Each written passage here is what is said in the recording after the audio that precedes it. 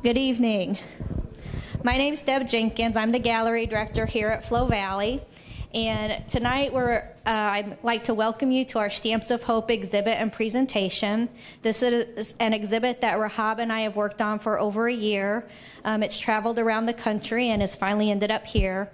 I'm going to let Rahab do most of the talking because she's going to tell you all the stories behind the works of art. So Rahab Sawa. Thank you, Deb. Good evening. Thank you for coming tonight. We do have a treat for you afterwards, so stick around. My name is Rahab Sawa. I'm a professor of physics here at St. Louis Community College at Florissant Valley, and I can see some of my students in the crowd, so thank you for coming and indulging me. This project actually came about, gosh, it's probably almost 2 years now. I know a lot of people say bad things about Facebook, right? That it takes people's times and they're always sitting in front of it for hours. I am thankful and grateful for Facebook. I don't know about the other experiences people are talking about. I use it to be connected with people whom otherwise I have no way to contact. And you know how Facebook gives you options for things to look at that you might be interested in? Well, one of the things that I saw 2 years ago, to this date almost, was an art exhibit in Washington, D.C. that was displaying Syrian refugees' artwork. And I thought, I want that to come to my campus. And so I immediately started to figure out, you know, where is the media that's covering this event? And I then listened to the name of the artist who was being interviewed and went to Facebook, tried different spelling names to figure out if, you know, that's the one that will be the one that will nail the artist. And finally, I got a hold of him. And I said, I would very much love to have your artwork come to our campus and display it here. And so I contacted our Dean of Humanities, and she put me in touch with Deb Jenkins, who did the introduction, thankfully, because Deb was very instrumental in this project. Actually, I would say it's mostly the work she's done on the ground that's made it possible. I brought the idea, I'm the contact person, I did translations, I found places, you know, to send the artwork out to, manage some of the Facebook page, but Deb did everything else. Deb arranged the gallery. Deb figured out how to basically ship things out because we have to put them in containers that would go from place to place without damaging the artwork. So I'm very grateful for someone like that. She's definitely an immense, I would say, colleague and co-curator on this project.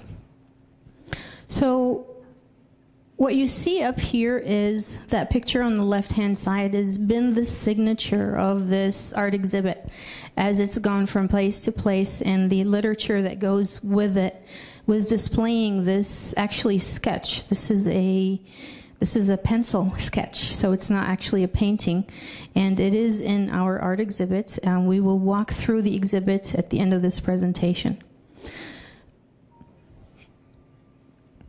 So I always love an interdisciplinary approach to learning. So let's do a little bit of geography. So Syria is the country that these artists are from. Syria sits in the most western, southwestern part of the continent Asia. So when people ask me where I'm from, I say I'm Asian. They look at me funny twice, right? And I say, I really am. I'm from Southwest Asia, the most southwest corner of the continent Asia. So Syria is actually right on the Mediterranean Sea. It's bordered by Turkey in the north, by Iraq in the east, by Jordan in the south, and in the southwest are Lebanon and Israel/Palestine. So this is a country that's always been along crossroads of all kinds of trade routes, north, south, east, west. And historically, places like these are always, you know, there would be times of stability and other times when people want to get their hands on that place because it's strategic. And of course, it's also rich with other national resources that would be important, obviously, for people who come from other places. But people ask me about the conflict in Syria, and I say what started out as a domestic dispute ended up being, in my view, not just a regional conflict, but also an international one.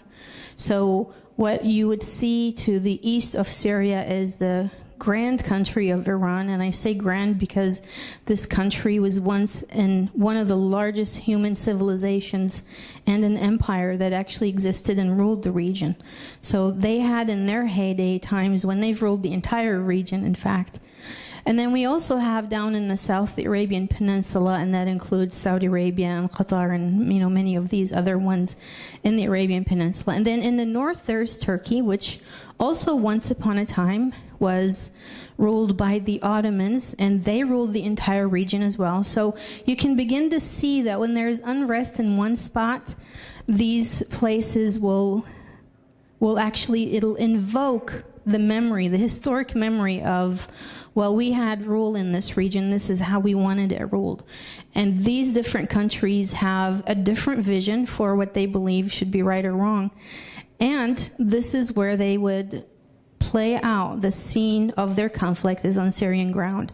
So very, very shortly into the Syrian conflict that started in exactly March 2011, just a few months later, we begin to see regional players act out on the ground in Syria. And eventually it became international because it's also, Russia against the U.S. playing out their also conflict on the ground in Syria. So from my perspective as a Syrian, as a native Syrian, it's almost like a world conflict between great powers that's acted out on the Syrian stage, if you may.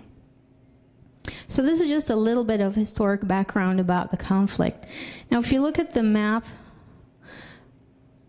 people have several routes to be able to flee their home country. They can either go north to Turkey, and there are about between 1.5 million to 2 million Syrian refugees in Turkey. I have many friends and relatives, actually, who have gone to Turkey and are refugees in that country. They're also, they can go to Lebanon, and Lebanon is actually flooded with Syrian refugees. It's a tiny country, so it can only handle so much, but there are over 1 million Syrian refugees in Lebanon, and the original population of Lebanon is about 3 million, so imagine adding another 1 million to that economy. And then they also can go south to Jordan, and Jordan also is not a big country, so they've also absorbed about 1.5 million Syrian refugees. And that's definitely, been a lot of hardship for the country, especially that it's in the aftermath of the Iraq War that also poured a lot of Iraqi refugees into Jordan. And then the last place that people go to, and it's not via direct route, but they actually would go through Jordan to finally make it to Egypt. And Egypt has housed a lot of Syrian refugees as well, and still does to this day. So Syrian refugees have gone directly to these places, and from there, they've dispersed throughout the world. There's probably only Antarctica at this point that doesn't have Syrian refugees. They're everywhere else, and they definitely take their culture with them and influence the local culture. One of my friends and colleagues from boot camp is with us tonight, and she hosted actually a dinner for Syrian refugee families who were actually doing cooking demonstrations in her house, and that's actually how we connected for this presentation. So they're definitely here in the St. Louis area. The International Institute is one of the organizations around the country that the U.S. government uses to settle refugees, and obviously we go back with settling refugees to the early days, right, of the establishment of this country. I can't think of, maybe very few of us in this room would not have come from somewhere else around the world and not really native to this continent. So the refugees that we're talking about tonight in relation to the art exhibit, they actually are living currently and have been for many years in Jordan. They're actually literally right across the border between Syria and Jordan, and they're in a refugee camp that's called Zaatari refugee camp. So if we go to our next slide, you can see on the bigger map the location of Zaatari refugee camp is just a few miles south of the Syrian border. This would be, if I would use the words of King Abdullah of Jordan, it's no man's land. This is a place where there is nothing but desert. There's no water, there's no electricity, there's nothing at all. You can look in the picture and see how this has almost become an entire city, and it's actually, a city is almost starting to, emerge out of this place, although it's not a city in the sense that we know city.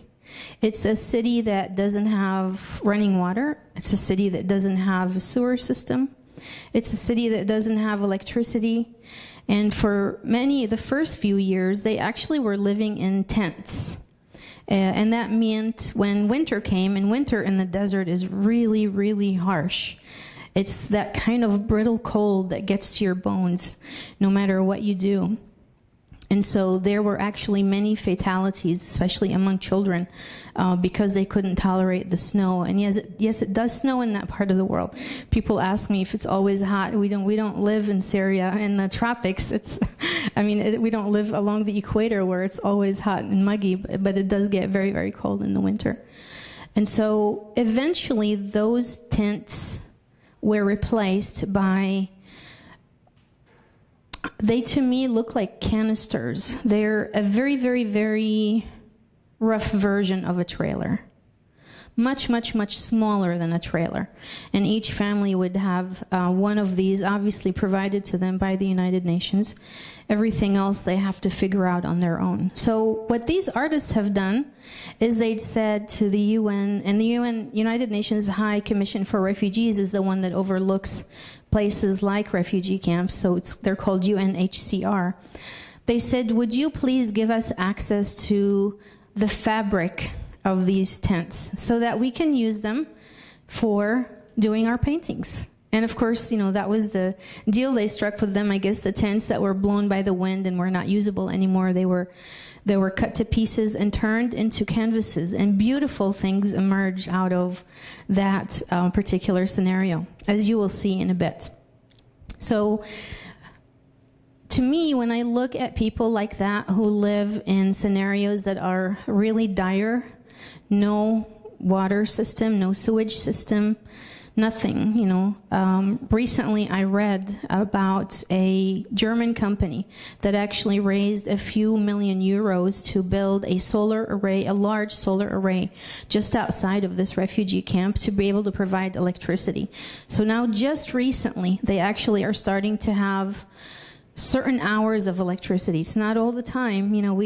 It's hard even to envision what it means like that at some point you won't have electricity. But they do rations in terms of the electricity, because solar power only gives you so much, right? You don't have it 24/7. So to me, when I look at these people who live in this scenario and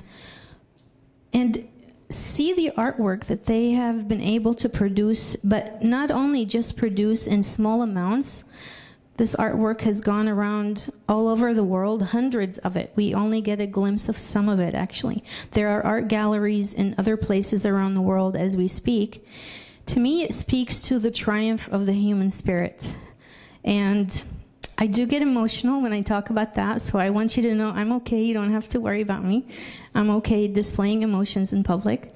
But to me, that triumph is inspirational, that someone can overcome this level of facing adversity and still come out on top. I remember I had contact with the main artist for many, many months, and at some point, he was not doing very well in terms of, accepting how life is in the camp. And so we would have dialogue back and forth, and I felt like it would be my place to, give him hope. And it turned out at the end of this many months conversation that he was the one inspiring me with hope. And I thought it's amazing how it's people like this who create something out of literally nothing, So what they've done is the fabric from their tents have become their new canvases. The art supplies they have to purchase themselves. Some of them, when they were displaced from home, you know how you take your most precious belongings?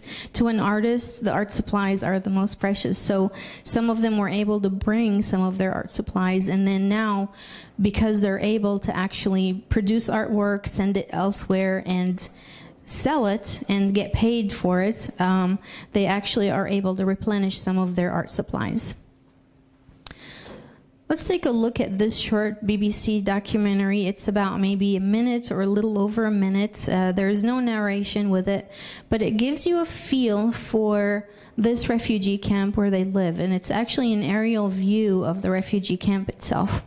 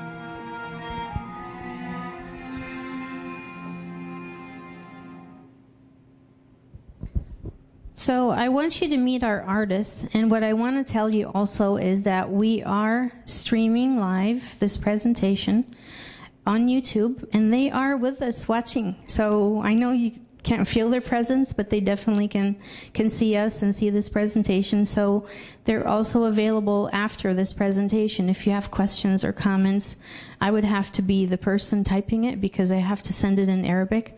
And so we were thinking about possibly having the chat open, but you know, sending an English text is not easy for them to be able to understand. So I've been the connection between them doing translations and such. So let's meet our artists. This collage I put together that shows some of their artwork, but also our artists, and I'm gonna actually walk through each one and introduce them so that you get to meet them. And you know that in spirit, they're really with us right now. So this is Tamer Joukhadar, and if you can picture what you're looking at as one of these tiny trailers, I'm gonna call it a mini trailer because that's really what they are at best. This is a wall painting that he created with another artist, and he's standing in front of it. But as you can see that this is the beginning of a project that these artists started a while back, and their idea was that they were going to turn this refugee camp into something that looks very different. You saw in the video that there are 30,000 such units. That's very hopeful, right? They want to actually turn this whole place into an entire giant art gallery, and they're working at it every day.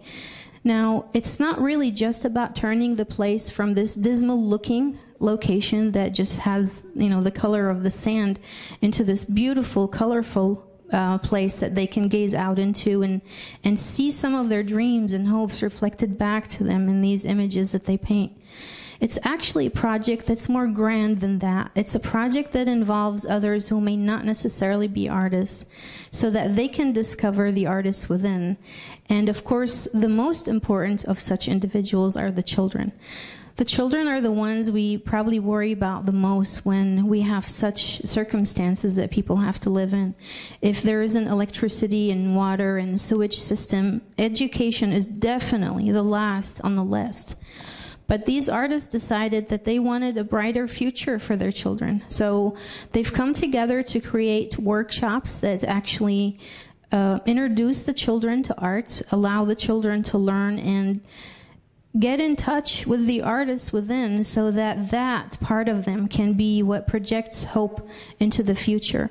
And some of the artwork that's come out of these children is just fabulous. It's mind-boggling to me to look at some of the artwork and think an 8-year-old did this.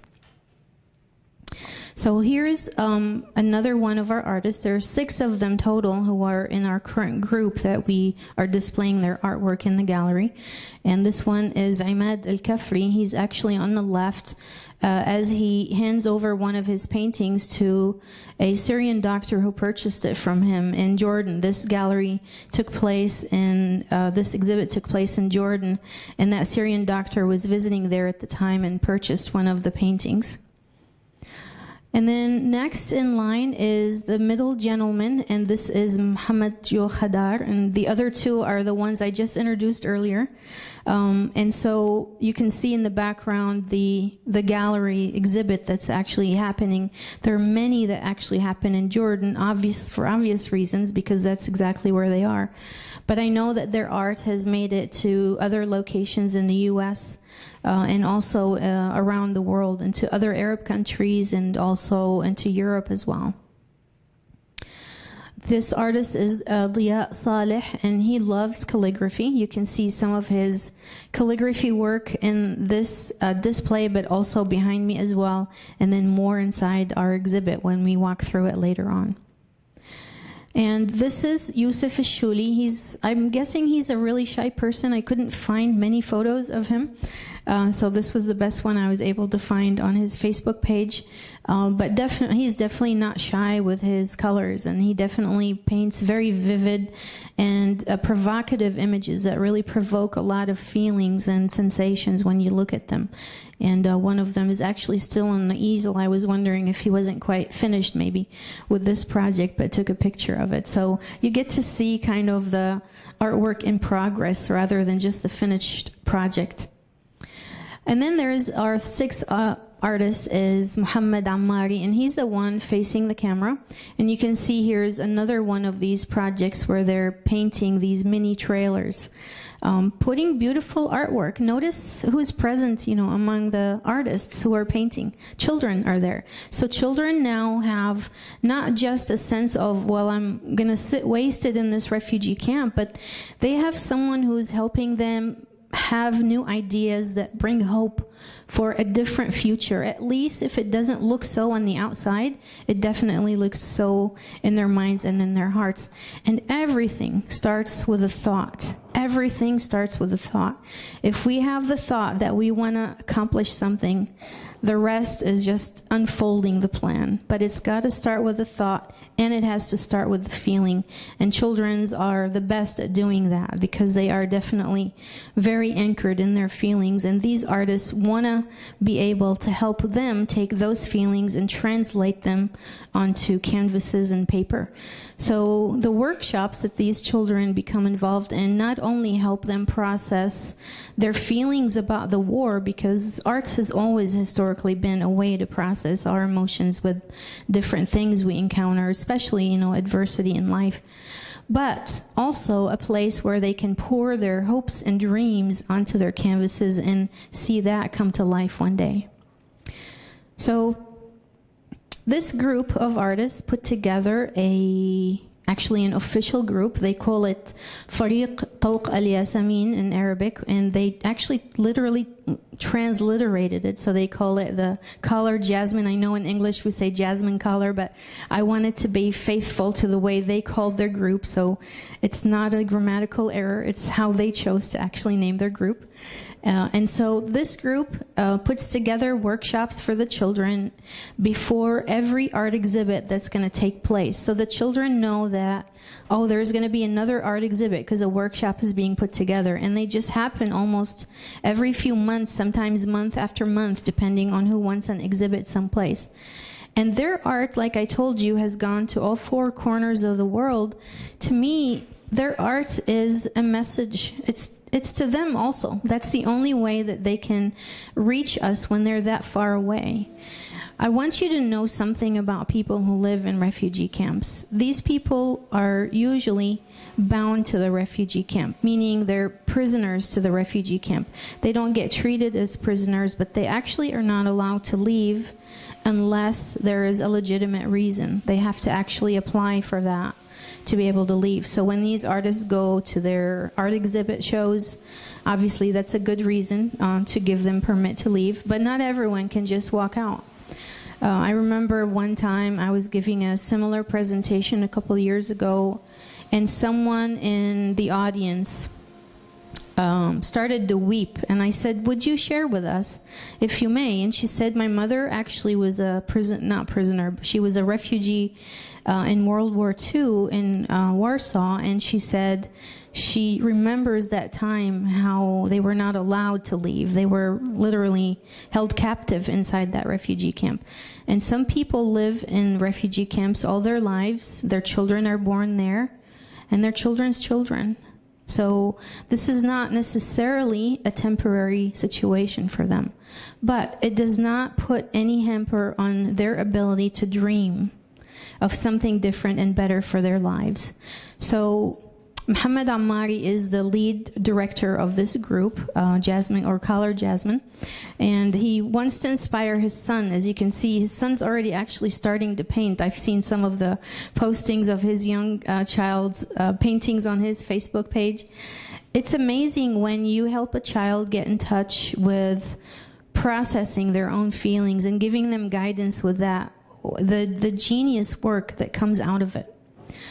So in the words of Mohammed Ammari himself, and I really love how he stated this, he said, art is a messenger, and it truly is, because their artwork has gone to all over the world to reach people like you are here at St. Louis Community College, who otherwise we wouldn't have any way to get in touch with these artists.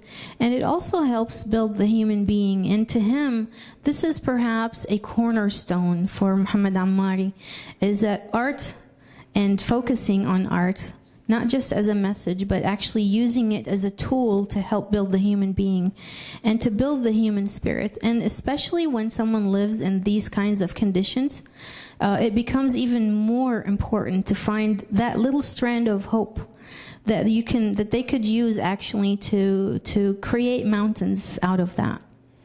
And I love how he also says that basically art is a foundation on which a better future can be envisioned, because it definitely takes a lot of vision on behalf of these artists to be able to imagine a different life, to be able to imagine something that will possibly come out of this that's even better.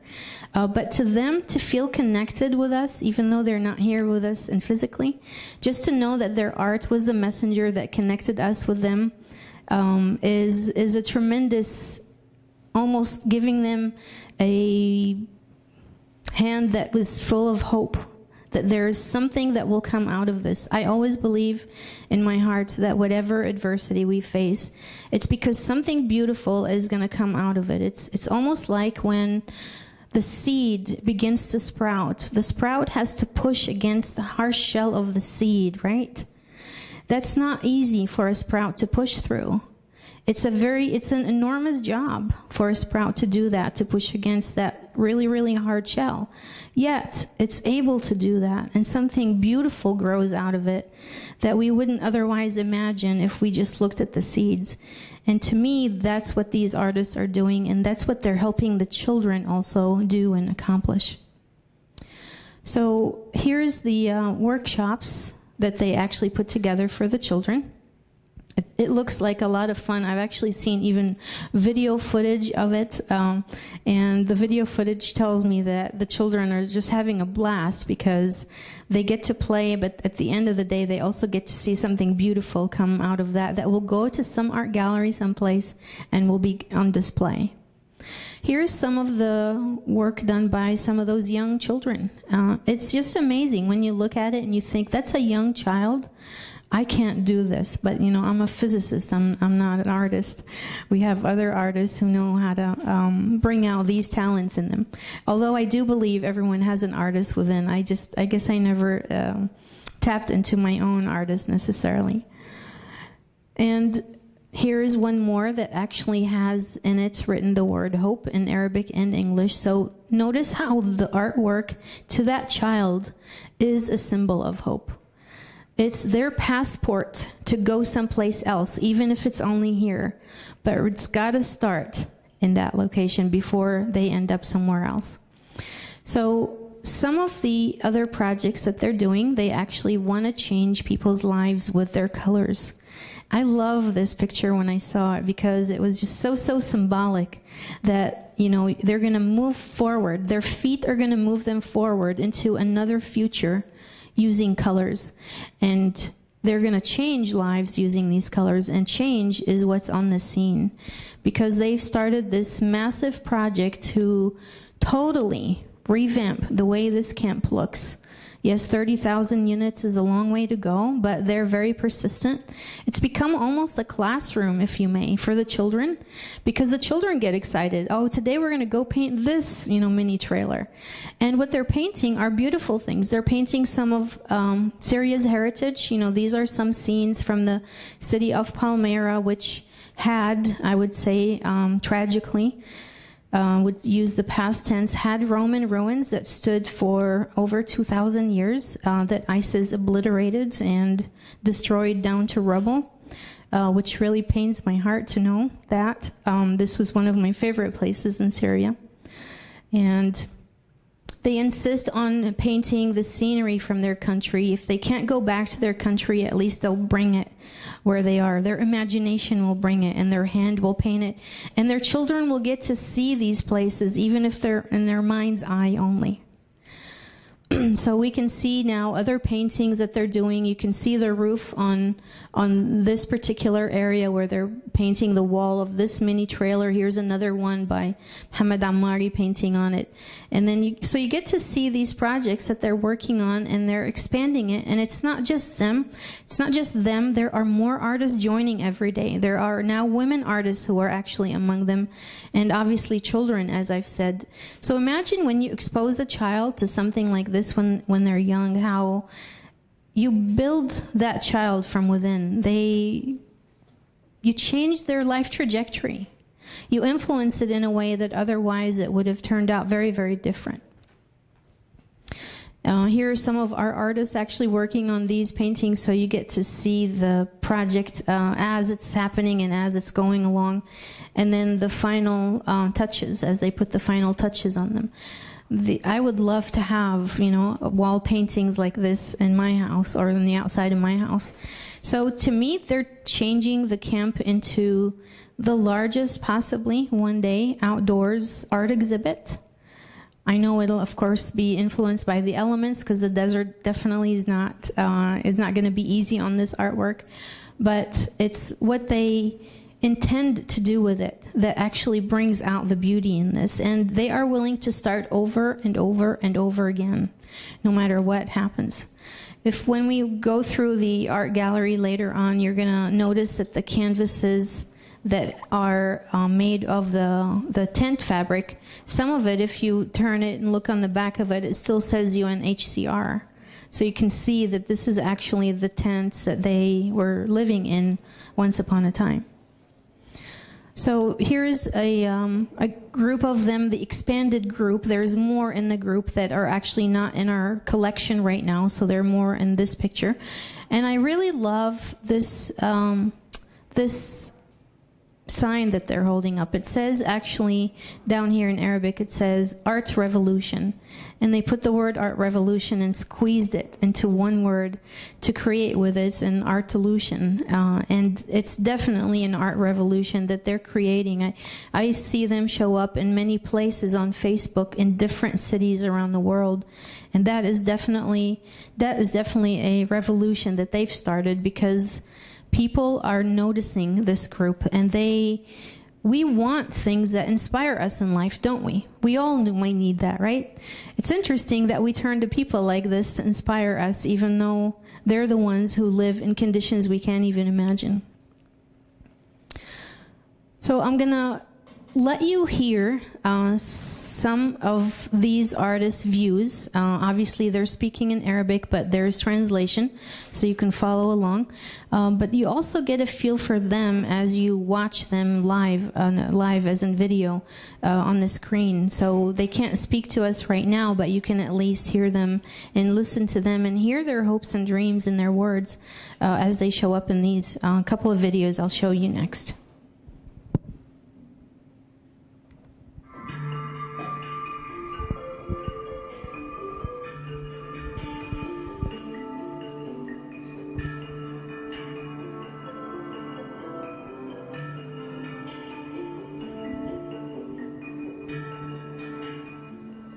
الجميع الإنسان الحيوانات النبات جميع كل شيء والألم موجود في الأفعال.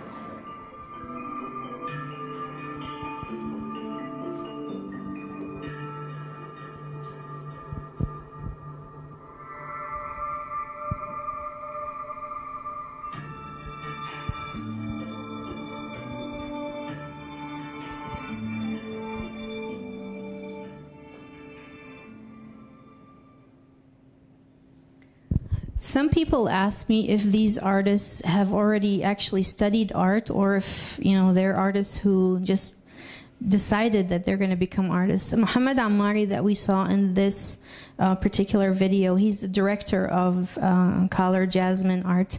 He actually studied art in Damascus, so he has a 4-year degree in art that he graduated from Damascus University.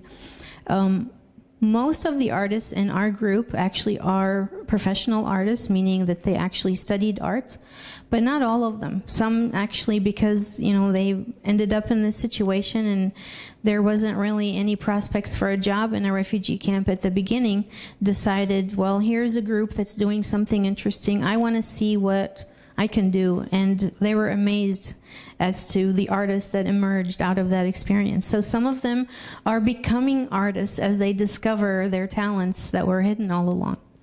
So this next interview I'm going to play is actually broadcast by the channel known as Al-Ghad. This is a channel that is a TV channel out of the United Arab Emirates.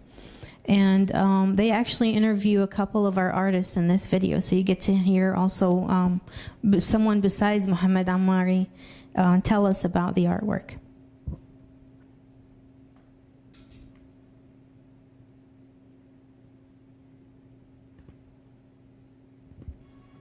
مشاهدينا الكرام، بالتاكيد هي اقتراحاتكم واستفساراتكم حول او خلال هاشتاج اليوم جديد. وطبعا نبدا الساعه الثانيه عن اللاجئين السوريين داخل مخيمات اللجوء لم يكتفوا بذكر الوطن والتهني به، وعندما ارادوا ان يجسدوا للوطن من خلال اللوحات التشكيليه والمجسمات والمنحوتات في سوريا قبل وبعد اللجوء.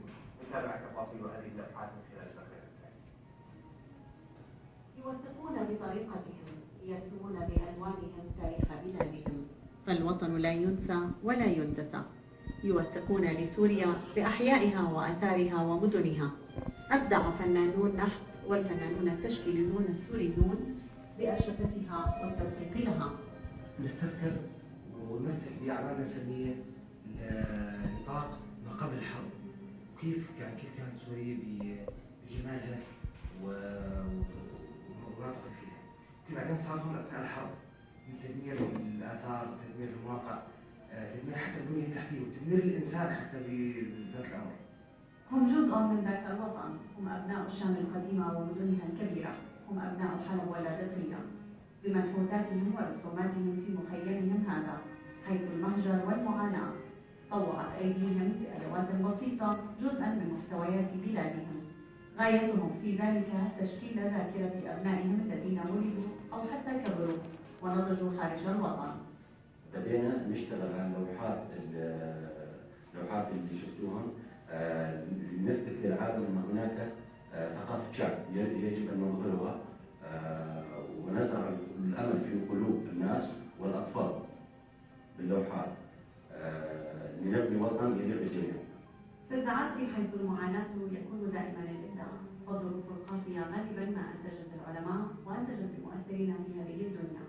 وما أبناء الشام اليوم من خلال هذه المنتوجات إلا محاولين مناجاة الوطن ولو عن بعد بأبسط الأدوات. رسالتهم لا تحتاج إلى مترجمين، فلغة الفن والنحت تحديدا مترجمة ذاتها بذاتها. لو لم تكن سوريا بقلوبهم لما فعلوا ذلك. هم أجادوا واجتهدوا، عبروا عن أنفسهم وذاتهم من خلال منحوتاتهم ورسوماتهم ليعبروا عن جزء من كيانهم وهو الوطن. من مخيم زعتري دعم الكردي، قناة الغرب.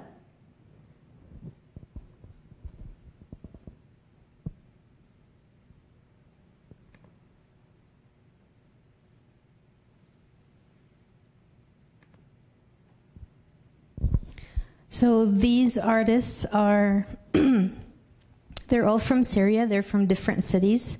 I'm proud to say that they are my countrymen, and I'm proud to say that they inspire me. They've definitely given me a different way of understanding how one overcomes adversity in life. And I look at circumstances that I encounter in life now, and I see that they're my inspiration that I go back to. If they could do it, I can do it. It's definitely a beautiful thing to emerge out of their experience, for them to know that they are inspiring people in other places. And that also gives them a sense of strength, because in a way, even though they are in a position that may seem weaker, they're really an anchor, more so than we can imagine. And at times when we need to reach for an anchor and hold on to it, they definitely become a really strong anchor for us to be able to hold on to in times of suffering. So Stamps of Hope is the name of our current art exhibit. This art exhibit contains 36 paintings. Most of them are actually on display. We have a few we did not put up on display, but if you're interested in seeing them, please let Deb Jenkins know, and she will be glad to show you those additional ones.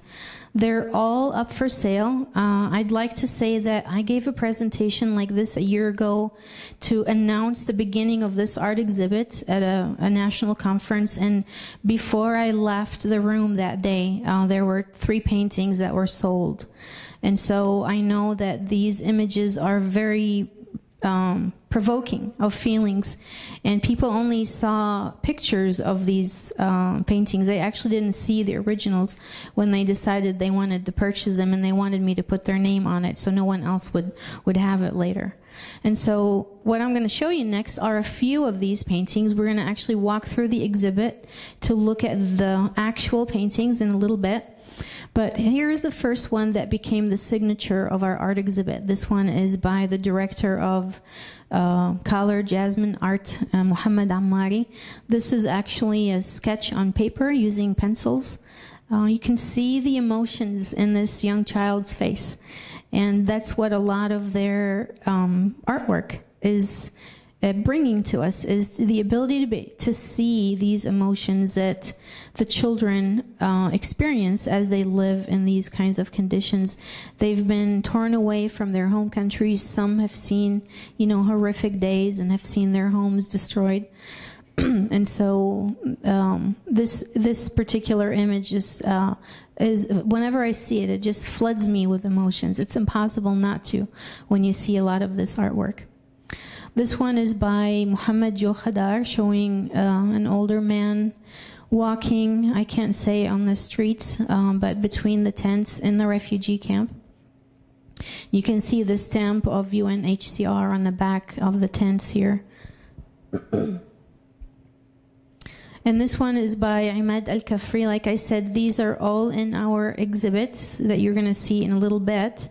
And then this one is by Ziya Saleh, who loves to do calligraphy. And this one's actually right behind me, you can see. And this next one is by Yousefi Shulien. And you can see the feelings that show up in this imagery, this depicting how these people must have felt when they've seen their country go up in flames, basically, and among all the conflict that took place. And then this one is perhaps one of the most provocative. This is the one where someone in the audience, before I finished my presentation last year, interrupted me to say, I want this one. I want this before you leave today. I don't want anyone else to get it. And it, you know, it definitely is his, Andrew, from a college in Michigan. And this piece perhaps speaks of a lot of pain. It's actually a drawing and not a painting itself. And it's actually sitting in that display case behind you. So we have some of our artwork out here. So this is like an extension of our gallery. But this is the one that really caught a lot of people's attention at that presentation a year ago and made me very determined that I have to put this show on the road. And Deb and I, of course, that's what we've done. And this is the grand finale for Stamps of Hope. So Stamps of Hope, as the name of this exhibit, will no longer be after April 6th, but the artwork will go on, actually. It will go on being displayed. We'll have a new exhibit name, and we'll have new artwork that will actually be added to it. What I want to tell you also is that 100% of the sale of all of the artwork goes to the artists. It's been a challenge trying to get the money to them. I've had to figure out, you know, something other than Western Union because Western Union put all kinds of blocks, but I found another company that would actually allow me to do a wire transfer. And I pay the transfer fee because every dollar means something to them.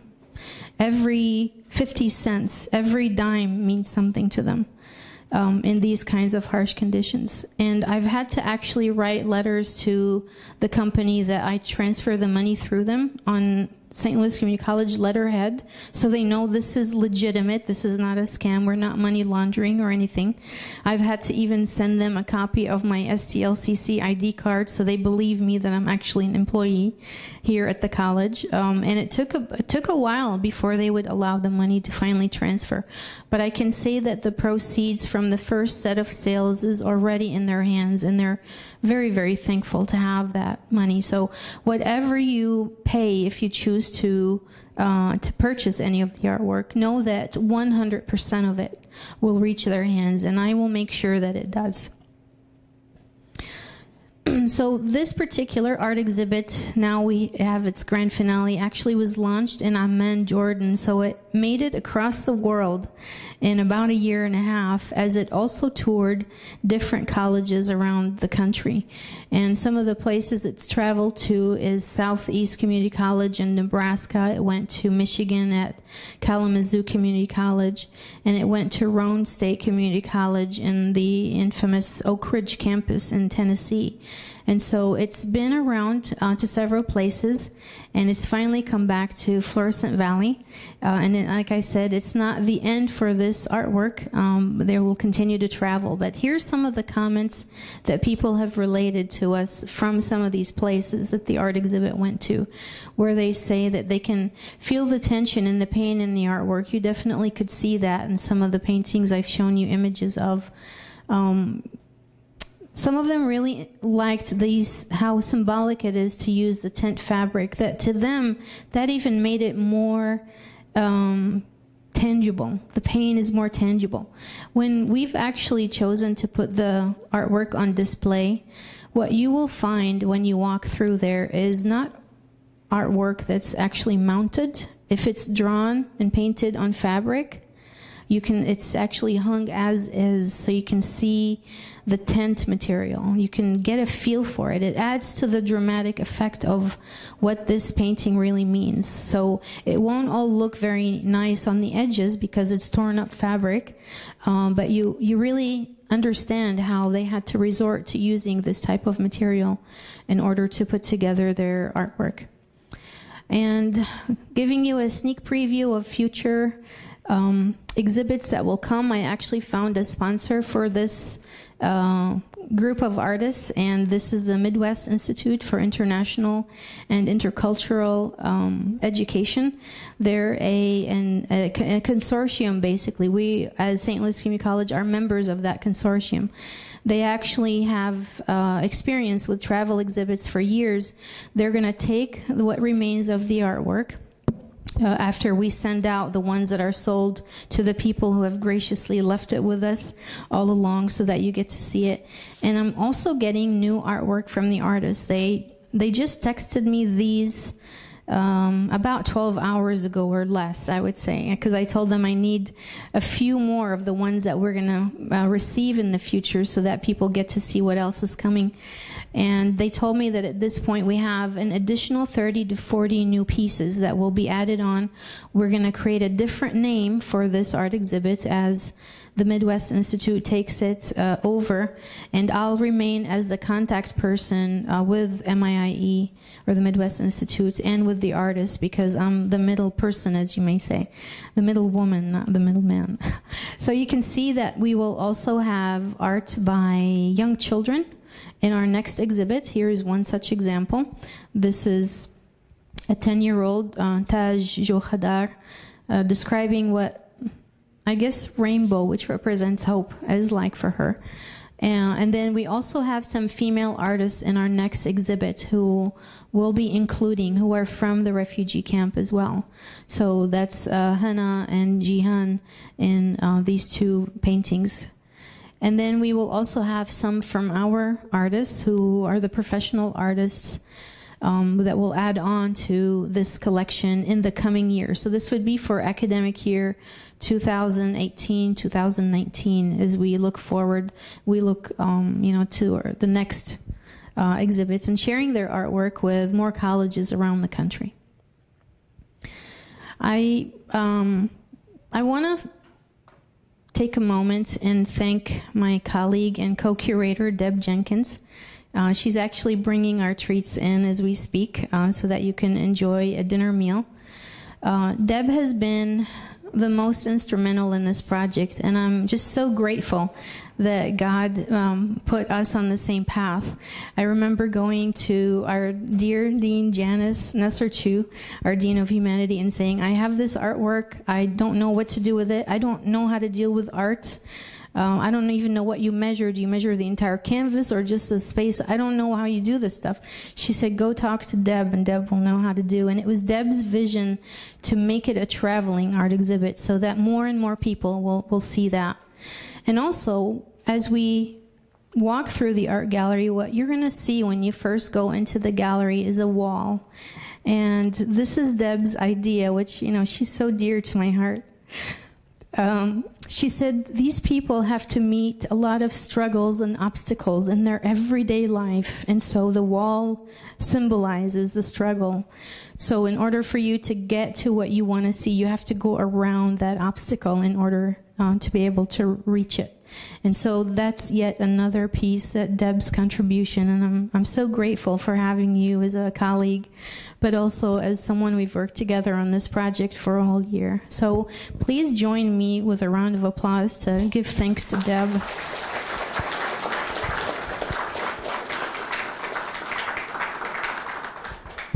So, as I said, we have a treat for you at the end of the evening, but before we do that, we're going to walk through the gallery together so that you can get to experience this artwork.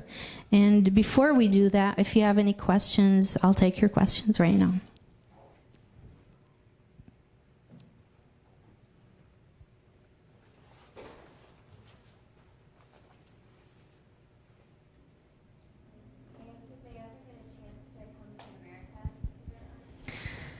That would be lovely, wouldn't it? So the question is, will they ever get a chance to come to America to see their art here on display?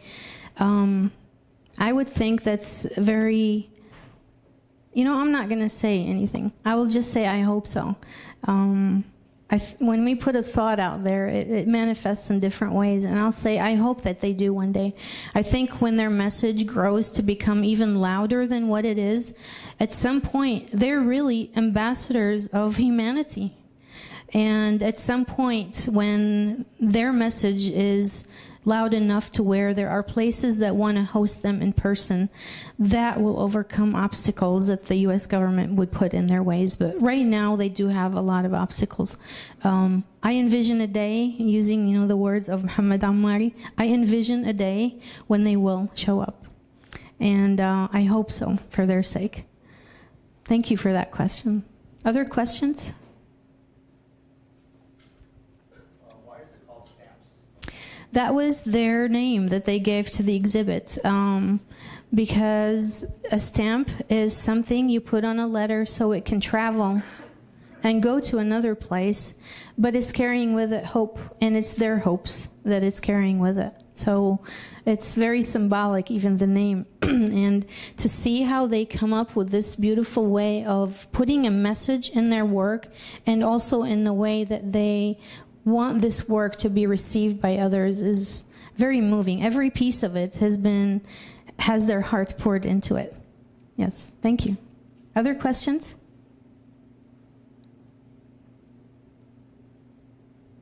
What has been your favorite thing about hosting? Can you speak up a little more? What's been your favorite thing about hosting the exhibit?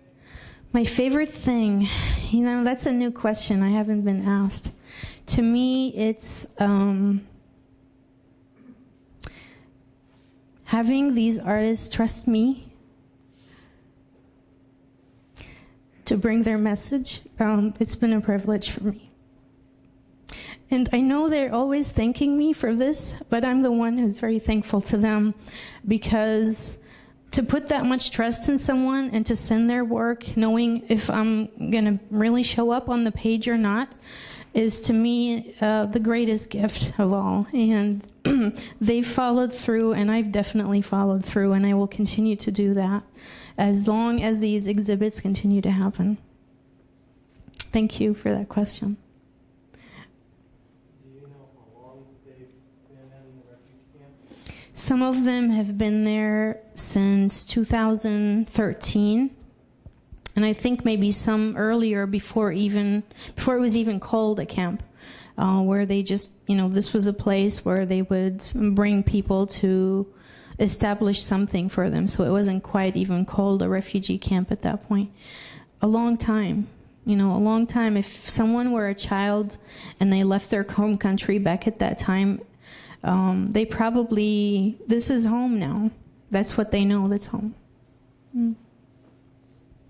Other questions?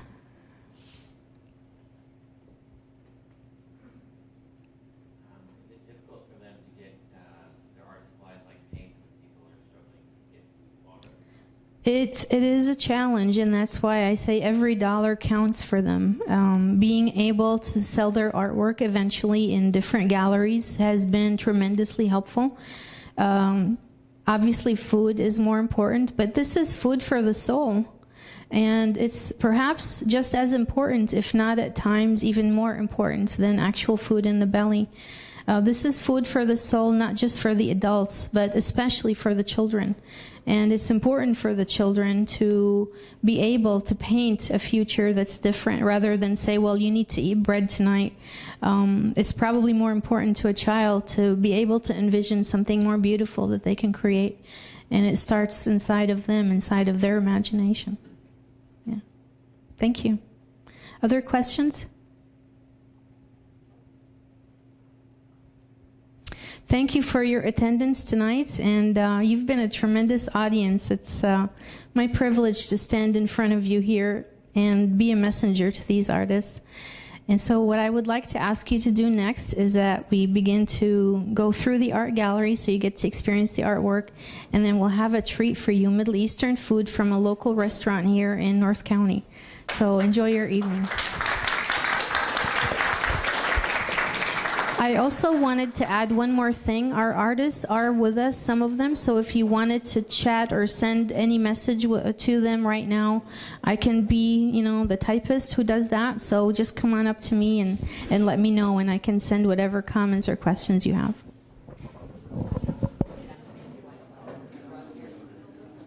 Web Design 1 and 2, this is a quick announcement for you guys.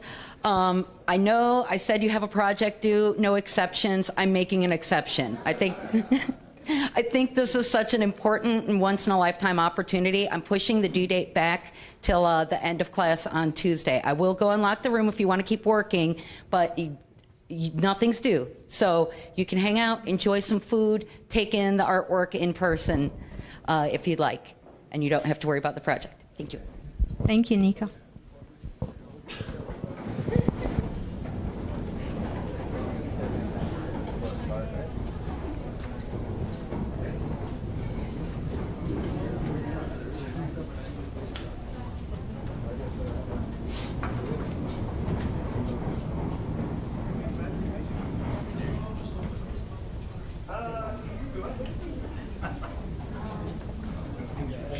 We all have our moments set. No, I think I'm okay. Are you looking at your phone surrounded by all this good art? I'll be back there.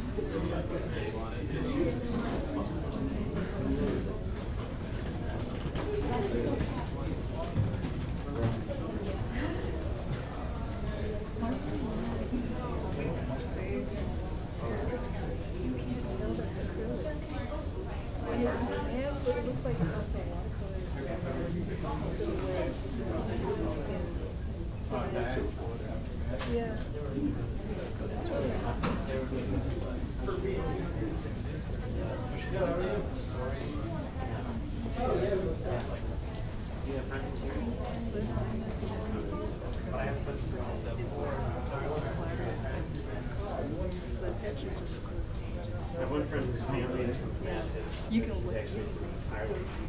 He grew up in Ireland. Very celebrated.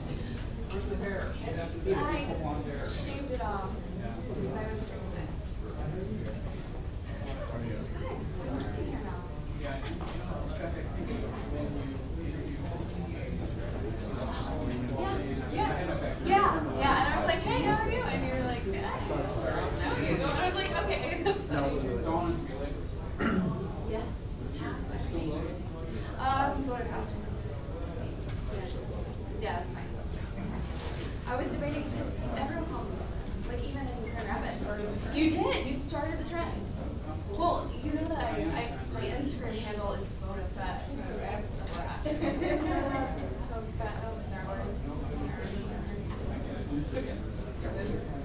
But I didn't help install this one. This is my husband, Ryan.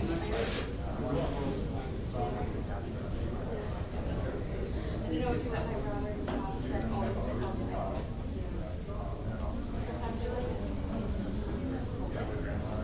Well, I remember there was a my group.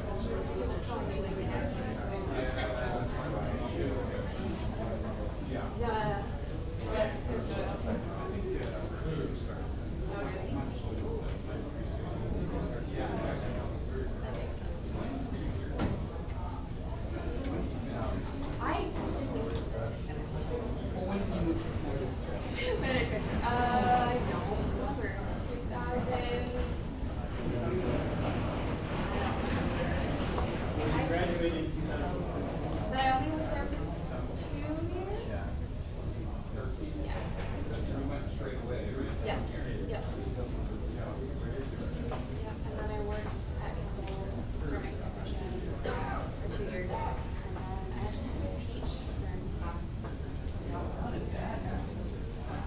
I don't know. Yeah, I went to China for a week. We went to, it was to install an artist's work. We saw Schleicher. He's from Germany. He's amazing. Yeah, he had a whole bunch of us students, and then they didn't see his work. We went there and we asked him to work. We do? It's kind of a hot mess right now because we did just move there. So yeah. Oh yeah. Like yeah. Installation, very different. I basically take trash and I sew it together and make skins for wire structures. Yeah, I just had a show in Traverse City last summer, but then we did the whole moving thing.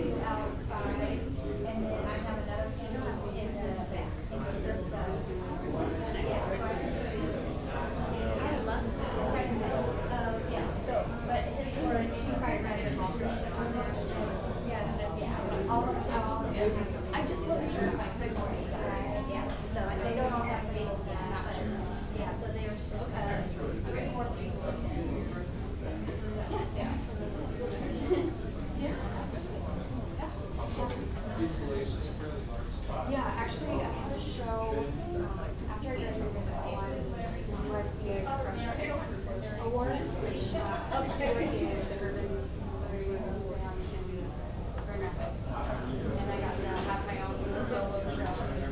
Yeah. And I did like a, we don't have all like 15 feet by 20 by something. I made like a giant canvas, so I made structure and then I know it over paper. Yeah. They were lit from the inside. Yeah, it was overwhelming. I actually you could feel the pictures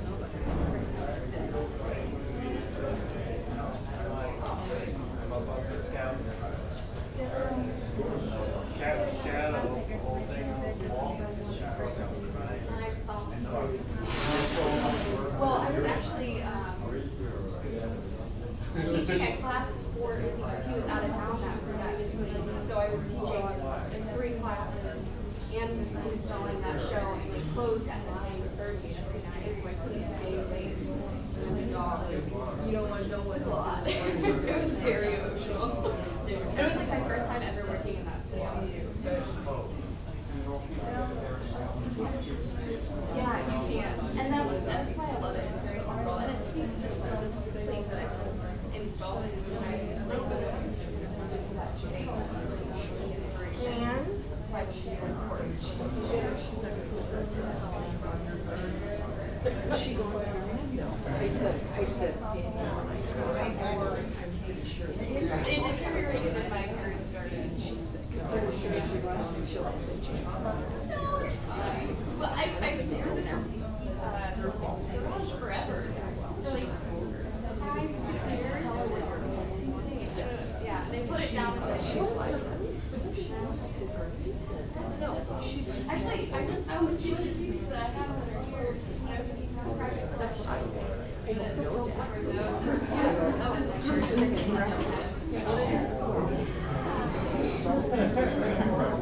I love that. Or even fire it and like reuse the plaster.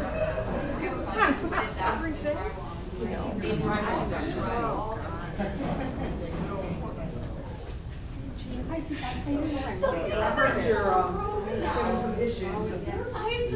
can't. Jesus Christ. This is horrible. It is. No, Yeah, it is. Actually, we just found out there's another room.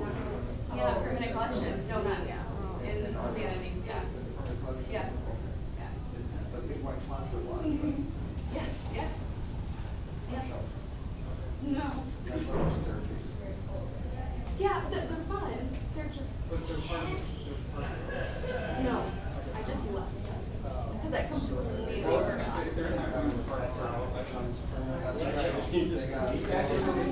And you know, well, I found out if you know who the artist is and what it's about, that's more so. But I know the artist, what it's about. I was never.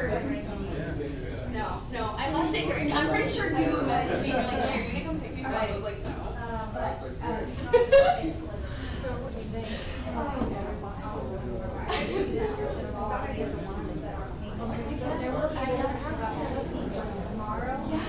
They're under plastic bags under the ceiling that's falling in. Okay. Oh, really? So I'm thinking this one or that one or the one that. Oh, yeah, no. Actually, I use that one. My favorite. I don't know. I think I'm leaning towards it. No. It says in the collection. It's pre-sold. Squares, and then I made this cube structure that got good. It's right. I was It was like this big. Which one? That one. Yeah, of course.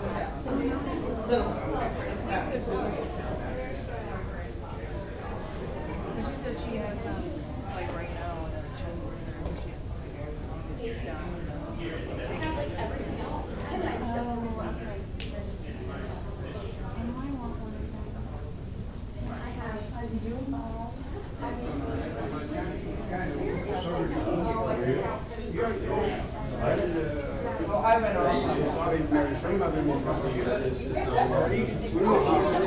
يجينا لمنطقة ثانية ويسلم ودخلناهم السجن كنا حاكمين. أمين هو غلطة بالعكس.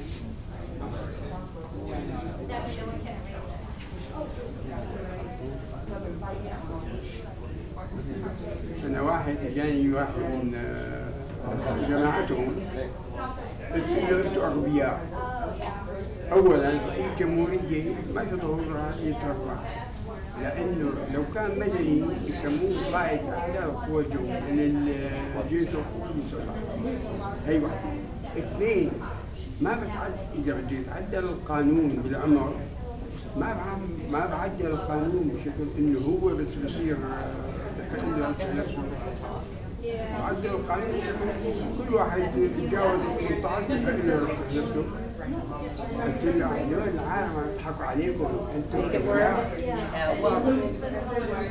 The thanks actually goes to my husband on that one. Yes, I ran out of time to be able to do it, and so valiantly stepped in, and I will, yeah. He was glad to hear that it started when you kept asking. He's like, so everything lined up I didn't know if I made it too detailed. No, he said the detail was great. Now, this one over here, there's somebody else. Oh, is there? Yeah. Oh, and I have another back in these. I did. I have some that are more, I think I have some more by now. Specifically. And actually, are all the pieces. This is the only one that, I was leaning toward that.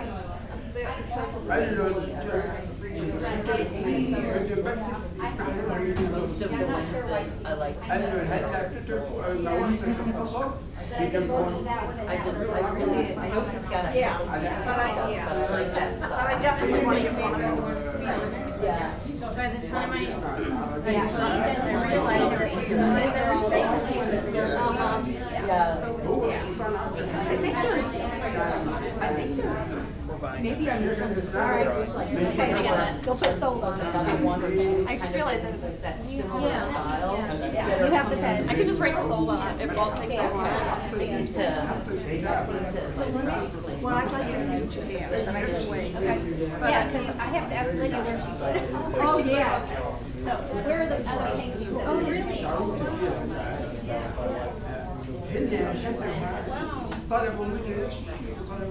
That's neat, yeah. The other ones that we didn't hang were sent you moved to the front there, I thought. Yeah. Did we? Because I don't remember seeing any. There. Oh, there. Yeah, I don't. Are you here tomorrow? For a short period. Do you want to look tomorrow or do you want to look tonight?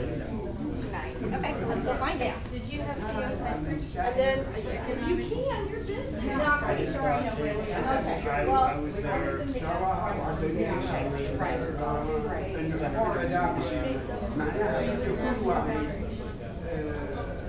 But he's the one who actually established it as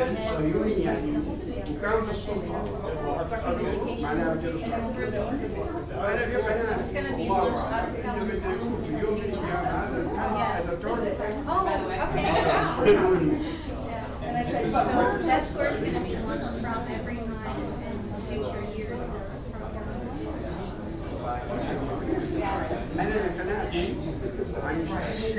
I studied But that's what yeah, then that's what you need to do. I think this is this. And I go, okay.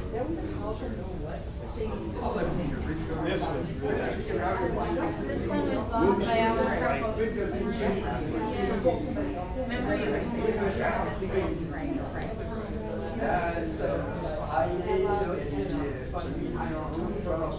They were sending messages to thank everyone who's helped out this effort. So thanks goes to you too. And Deb, I just got a thank you from the artists to everyone who's participated, but especially to you. They need you because I've been telling them that you're basically spearheading all of this. So they said they really appreciate it.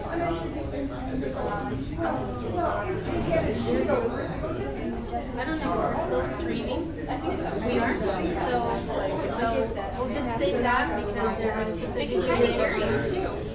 They can? A little bit. I think if you're by the computer. So let me see if they're still on. I'll say this is Deb. She's saying hi. You hear me?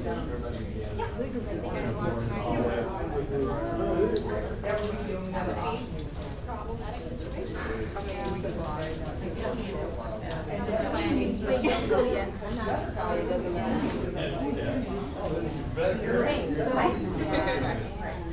Hey, Deb.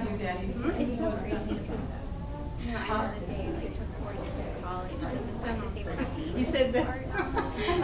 This is Mohammed Jawad, who's the director.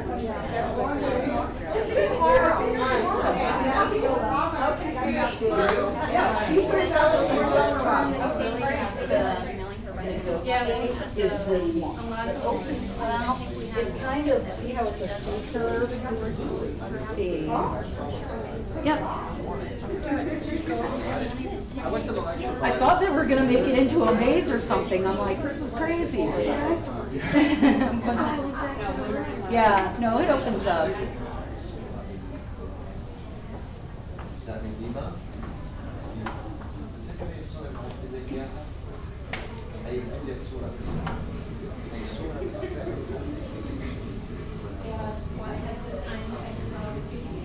الصورة واقعية هي رسمة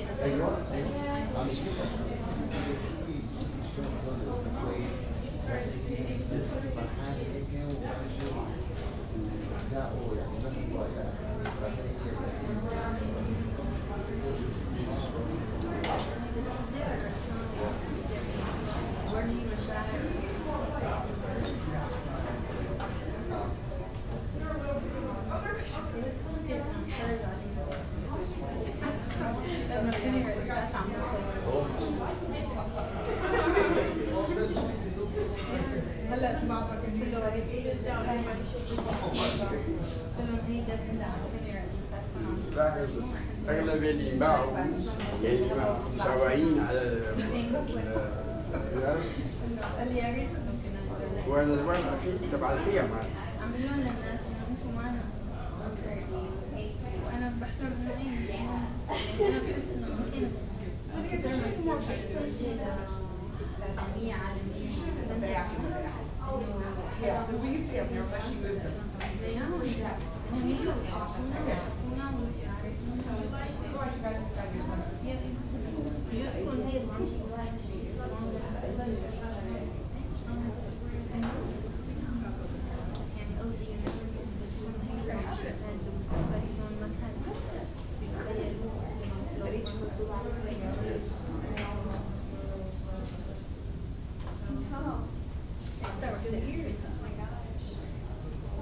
بس كان حدا اشتراها قبل ما انا انتبه انه هي بسرعه مربت عالمها يعني منباعها بس كان حدا يعني الاسعار مو محطوطه الا على هدول بابا اللي مو مكتوب الاسعار عليهم منباعهم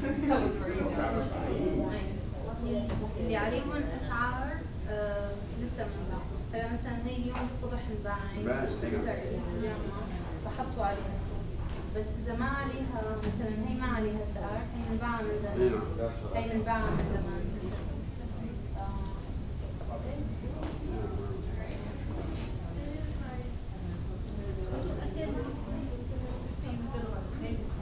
من عندي شو هذا؟ شو وضعه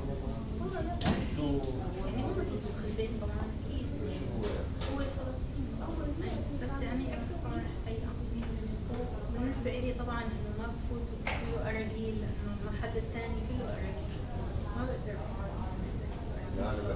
بس انت اكيد درست انا بطلع مبسوطة.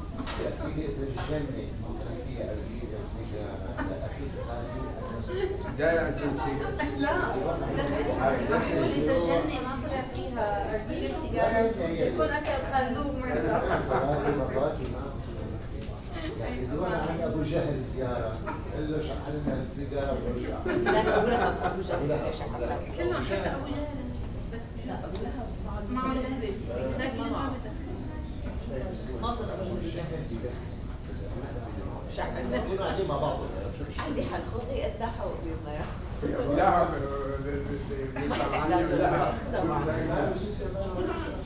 ضروري نروح لعند ابو لهب والله ما عم بمزح انا بصفن هيك بالجنه طيب لكم ما تدفعون يمكن اول شغله لا ما في هون سجاير.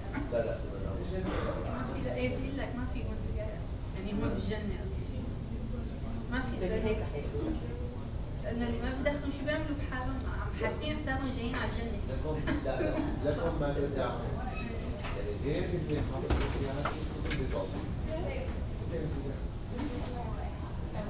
الا اذا كل واحد عايش ببابه بدخن قد ما بده او I'm sorry, I don't mean to interrupt. I was going to ask you, so have you still been teaching throughout the school year? Yeah, absolutely. انا بدخل اجيب مطعم على رابي. Actually, this is class. يعني Let me take another. Yeah, go ahead, Jeff. Back to the classroom, so don't go. بس هيك ما تصير فيها الا اللي And like, if you're not, like, is that the sandwich? Yeah. Oh my God. Yes. Doing a part of your soul is expedition. It is like that. Them so, well, you have to write the way she's chosen again. صلي المغرب. I am an artist. So incredible. Like now I think twice back in the meeting about having to go to the art store and it's like you go through so much to get their art supplies and they have to worry about so many other things that I know. So it's always wonderful to have visual reality.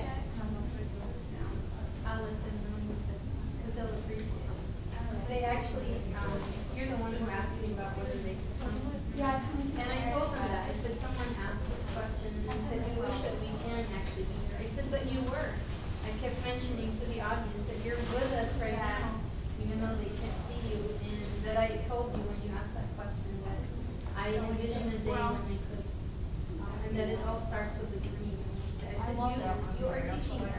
All-Stars. Yeah. So I believe it's, I know, and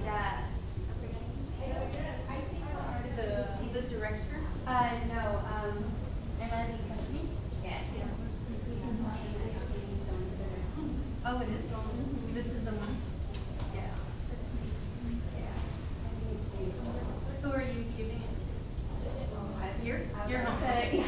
Because I know that some people bought actually, you want to take a picture of it? And send it to them. Yeah, I think that would ultimately Can I take your picture? Because they love to know who bought their. Can you stand in front of it? If you don't mind. No, that's everything else here. Yeah, so I was super excited. Well, I think I'm showing some other people another picture. I'm taking this picture as always. It's great. Wonderful. Yeah, so it would be great to be able to send them as much money as possible. She says she's going to show this. They bring that as original. I do. Oh, I don't think they. That's what it's doing. Yeah. Yes. Well, if you talk to Deb, there's a piece of that. They don't have to. That's their language. Yeah, she just told me that. Is there a link for that? Yes. Yeah. Yeah, and that I have the catalog. I couldn't get on that computer. Are you going to be here tomorrow? It's a lot of it is very. Yeah, just shoot me an email and bring my entities here and I'll shoot the link and that one. Yeah. Yeah, there are a few others. There's one or two that have the same. Yes. We're about to battle over that one. Yeah. But I was like, you know what? I'll get this one. You get that one. Yeah, you're a battle. You're just like one of the rest of your life. And that's what I've liked over and over again. Yeah. Yeah, I like them too. Oh, she already saw it. Make sure you grab it. Oh, yeah. I didn't know if you should be. I'm sorry. Okay. So you want to see the yellow piece? Okay, yeah, you guys have a bidding war going on here. I know. You're like, I don't know if you for a little bit while I okay, let me show you the yellow. That was a really good presentation. Thank you. Thank you for your help too. Every person who pitches something in makes a difference. I know it might seem like it's a little thing, but every little piece makes a huge difference. So I really appreciate you. I've learned that it's important to be open to display.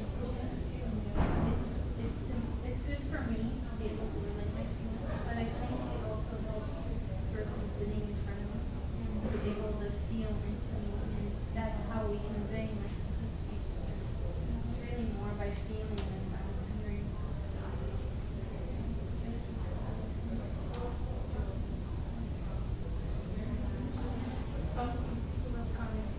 Yeah, I told Deb I wanted to have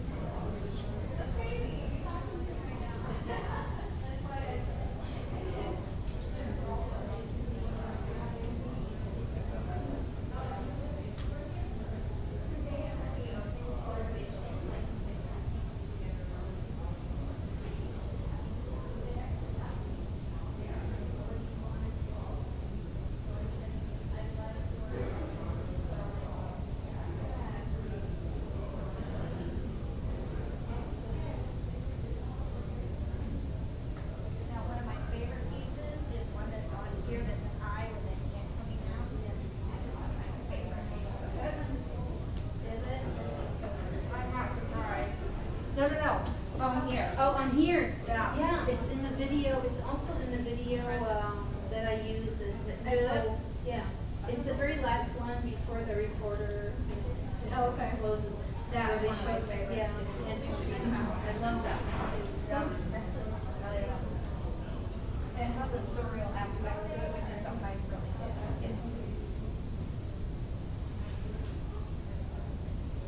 The food is amazing. Yeah, I know. I was very excited. Sorry, that's why you look like this. Yeah, but this is all just appetizer. Yeah, mostly first like this and then of course the meat. She's saying, I feel like I'm leading all people to thank police, thank everyone in the ministry. I said, don't worry, I'm coming here to gratitude. She said, the decision is all done, just from my friend. Mohammed Ahmadi, yeah. This is because he's the director of the yeah. Yeah, this is definitely compared to what they're doing. Did you get my message? Yes. Thank you again. I'll email you. Really? Don't worry about it. I wanted you to accomplish what's more important than you finishing.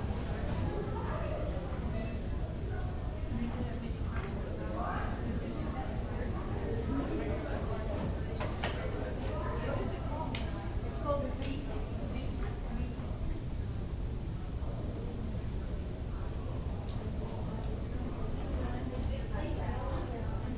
I know.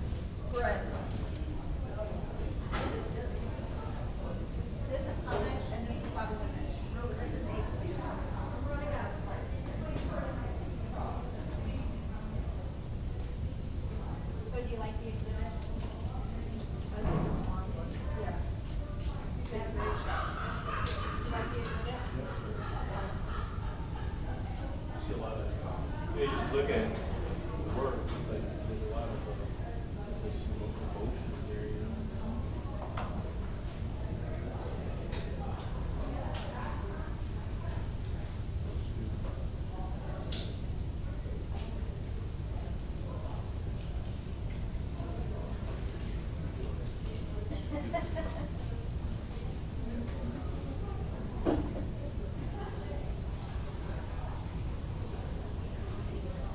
This is supposed to, or no? What is it? Oh, okay. Is it?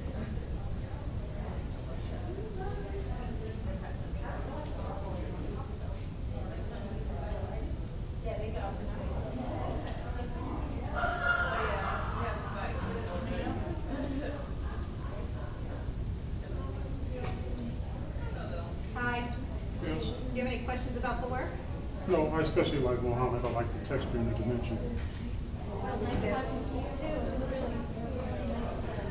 You can stay in there. I was just speaking. Oh, no, it's NC Master.